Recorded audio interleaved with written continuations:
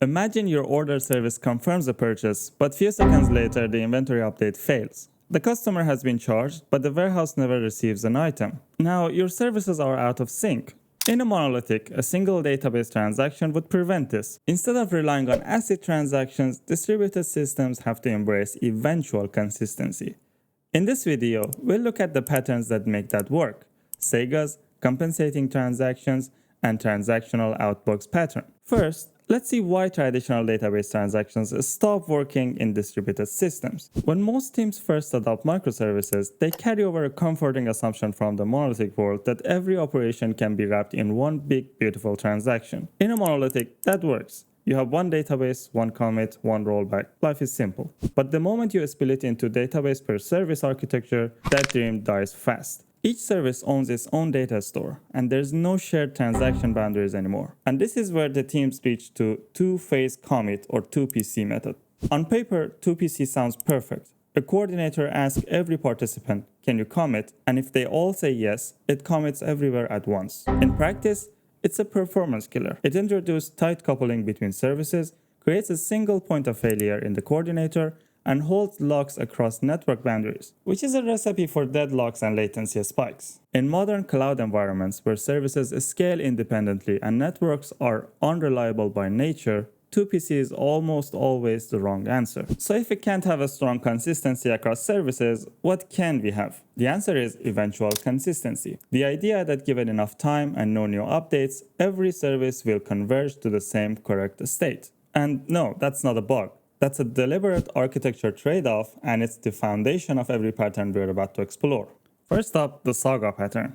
A Saga is a sequence of local transactions. Each service does its own work, commits to its own database, and then tells the next service to pick up the baton through an event or a command. There is no distributed locks, no two-phase anything, just a chain of independent local commits linked together by asynchronous messages. Now, there are two main flavors of Saga, and which one you choose matters a lot.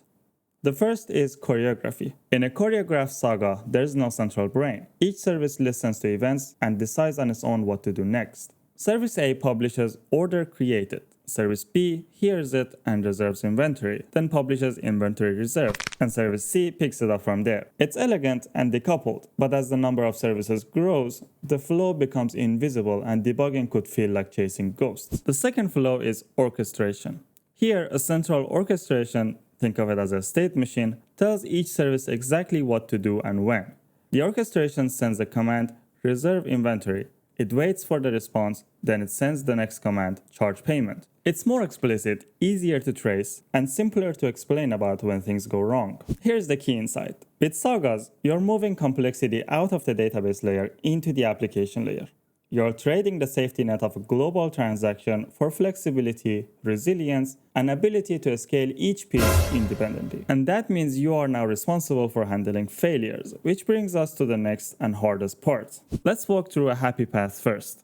A customer places an order. The order service creates the order, the inventory service reserves the item, the payment service charges the card, and done. Everyone's consistent, everyone's happy. But now imagine that the payment didn't go through. Maybe the card was declined. The order is already created, the inventory was already reserved, and you cannot just roll back those were independent, already committed local transactions. This is where compensating transactions come in. A compensating transaction is a logical undo of a previously committed step. It doesn't roll back time, it applies a new action that semantically reverses the effect. In our previous example, if the order fails, the orchestration tells inventory release those reserved items, and it tells the order service mark this order as cancelled. Again, it's important to remember that each of those is its own local transactions. No locks, no blocks, and no coupling. This is a critical distinction. Compensating transactions are not database rollbacks. They are forward-moving operations that restore business consistency. They must be non-blocking, so the rest of your system stays responsive even during error recovery. Also, they must be carefully designed because not every action has a clean inverse. Sending an email, for instance, cannot be unsent. You have to think in terms of business semantics. For example, sending a cancellation email instead.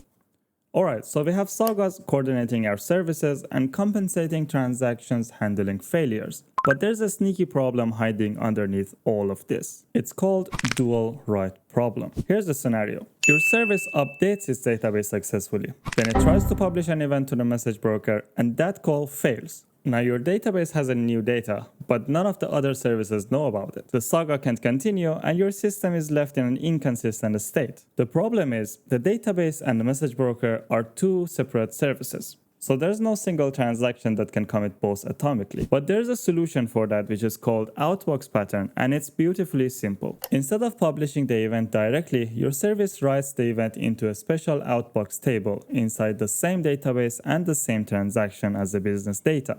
In a separate process, a polar or a change data capture connector reads the Outbox table and publishes those events to the message broker. Because the event and data are written in the same transactions, you're guaranteed that if the data is committed, the event will be published eventually. In a distributed system, network retries are not edge cases, they are simply the norm. Messages get delivered twice, brokers retry on timeout, and consumers crash mid-processing and restart. If your service blindly processes every message that it receives, you will get corrupted data, double charges, duplicate inventory deductions, and phantom records. The fix is idempotency, designing your consumers so that processing the same message 2, 3, or 100 times produces the exact same result. The most common technique for this is idempotency key. Every message carries a unique identifier. Before processing, your service checks, have I seen this ID before? If yes, skip. If no, process and record the ID.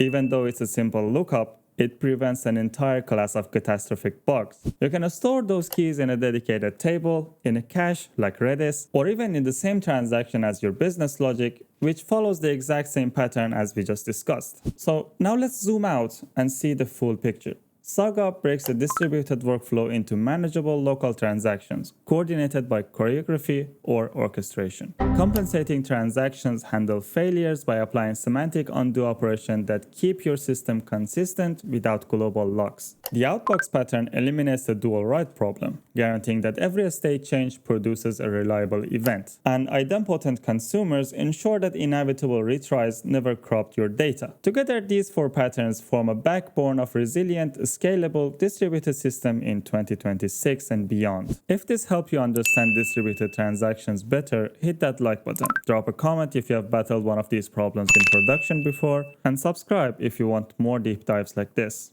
I'll see you in the next one.